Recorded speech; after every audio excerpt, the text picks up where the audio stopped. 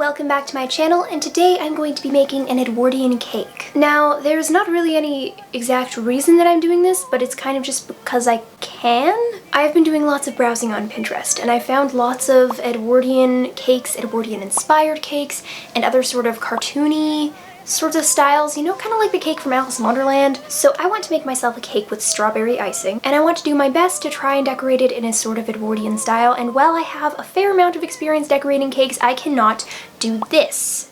I don't know how one does that. Also, before we start, I am gluten-free and dairy-free, so the whole thing is going to be gluten-free and dairy-free. So I found a recipe that I think is going to work. I'm going to alter it slightly. Basically, the idea is I want to feel like I'm at a super aesthetic mad tea party, and so I'd like a really pretty cake. And I don't know, I haven't made a cake for like kind of a long time, so I think this will be fun. So I'm gonna go and get some ingredients together, and then let's start baking.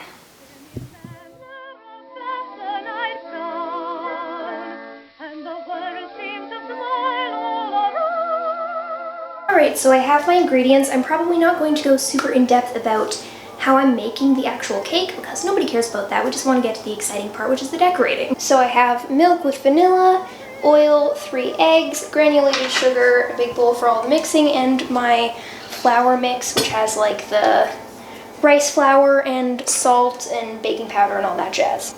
So I'm just going to start with the sugar and the oil.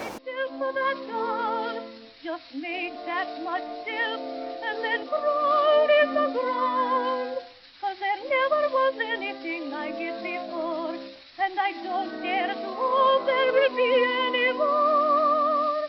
And it's gone, 'cause it just has to be,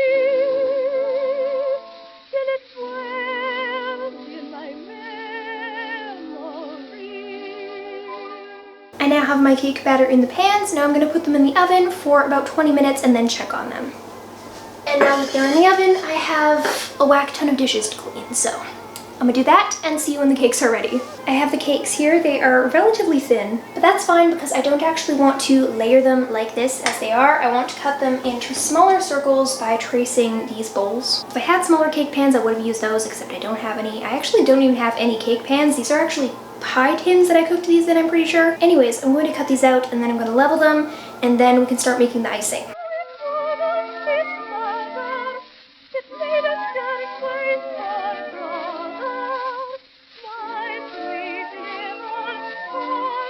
Now I have some really big chunks of cake, but they're like not big enough to make another layer. So I'm going to make a couple other even smaller cakes. And also I just gotta tell you, like, this is really, really good. The lighting is now quite bad because it started to get a little bit dark out, but I have the cakes ready to go and now I need to make the icing. For this, I'm going to use coconut oil and icing sugar. And then instead of using milk or water, I've cooked some strawberries. So those will act as the liquid and also add the coloring and flavor. So I'm going to make the icing and stack the cakes and maybe give them a crumb coat, and then tomorrow we can start doing the decorating and stuff when there's better lighting. Non-competent battalions are fairly in my line, but the sergeant always hates me, and he calls me baby mine. But oh, I got so cross with him, I rose to the attack, and when he called me Ethel, I just called him Biff. Good morning, it is now the day of decorating the cake. So I'm just going to quickly whip up some vanilla icing, and I'll put that into this icing bag and we can start decorating. And I'll send out the brave old territorial. They'll face the danger with a smile. Okie dokie, let's get decorating. I could take this little cake and like tier them like that, but I don't know. I think I'm gonna keep them separate. So I'm gonna start by doing a sort of shell border around the top and probably also the bottom of this. And I have just like a star tip. These do not have numbers. They're from the dollar store. At this point, I sort of stopped explaining what I was doing because I was sort of in the zone, as it were, and I was getting really into the decorating. But you can see what I'm doing here. It sort of has some art deco inspiration. Last Friday he was terse with me, 'cause I did not salute. But I cut him twice today, and then Now I just need a little plate for my little cake. Here we got this little guy, so I'll do probably just like a smaller border on this one.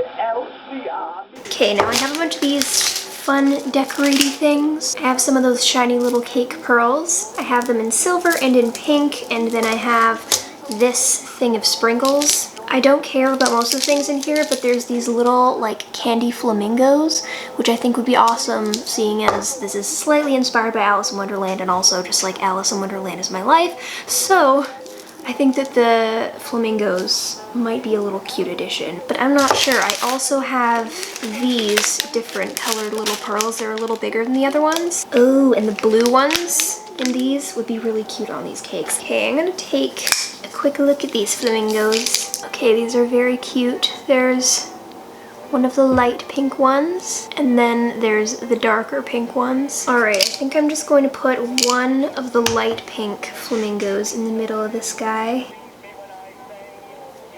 There's also these little hearts, and I think I'm going to take maybe the pink ones of these and put them between each of the little peaks here.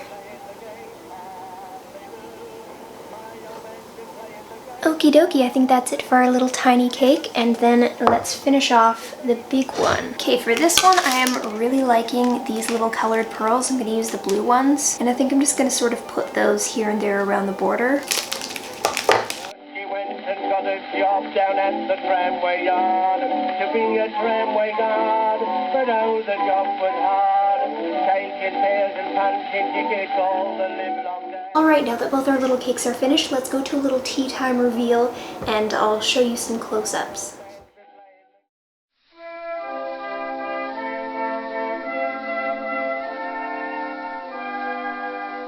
I once had a girl, it was almost new.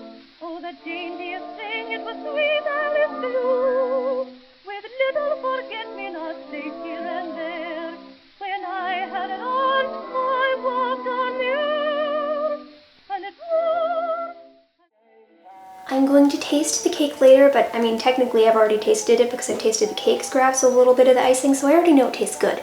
But in the meantime, I'm going to make something with my scraps so as not to be wasteful. I'm going to crumble up my cake scraps and mix them with the leftover icing, and then sort of mix it together, and I can mold them to like little tiny cakes. So basically like cake pops minus the stick, and then maybe I'll make some royal icing or something later to put on top of them. She's also been a whacker, well, sure as her name is Jane. She'll give him such a whacking when he does come home again. My old man's been playing the game, Parlez. My old man's been playing the game, Parlez.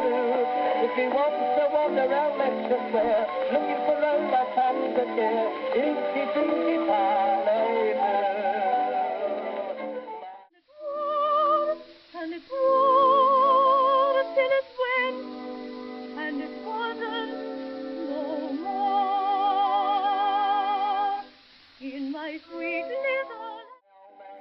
And those are the finished cakes that I made. It's been quite a while since I last made a cake, and I think that now I just need to make cakes all the time, even though it's quarantine and there's no special events happening. But you know what? Everyday cake is a wonderful thing. This is the first sort of historically inspired cake that I made, and it definitely has those sort of Alice in Wonderland vibes. So I'm very pleased with the whole aesthetic of it. And I tasted the cake, and it is wonderful. Now let's see, things I would do differently if I were to do this again. When I cooked the strawberries that I used to sort of flavor and color the icing, I put a little xanthan gum in there to thicken it. This is because I considered using it as sort of a jam on the inside, but that turned out to not be a fantastic plan because I was putting in the icing. The xanthan gum changed the texture of the icing and made it a little bit difficult to work with, but anyways, it still is very tasty. It looks great. I'm still happy with it. I am also very happy with the little tea cakes that have the blue icing on them. I think it's incredibly important to be as non-wasteful as possible, especially when it comes to cakes, because I know that there's a lot of people who just throw away cake scraps. There are many things that you can make with them. You could also make like parfaits or trifle, which is when you sort of layer some cake like some broken up pieces of cake, and then whipped cream, and then berries, and just like keep repeating. You know what I'm talking about? I think in a little bit I'm going to do a sort of tea time Instagram live to enjoy the cake and have some tea. So that's pretty much it for my baking adventures today. This is a little different than my normal videos, I know, but it was a thing I wanted to do anyway, so I thought I might as well share it with you. Real quick before I finish off the video, I'd like to mention that I have an Etsy shop called Gwen's Vintage Box, where I'm selling vintage and antique curated boxes themed after different colors, so the link will be in the description if you want to check that out. That would be it for today. I hope you enjoyed this video. Please comment, rate, subscribe, and all that jazz, and I'll see you guys next time. Bye! And I'll show you some close-ups.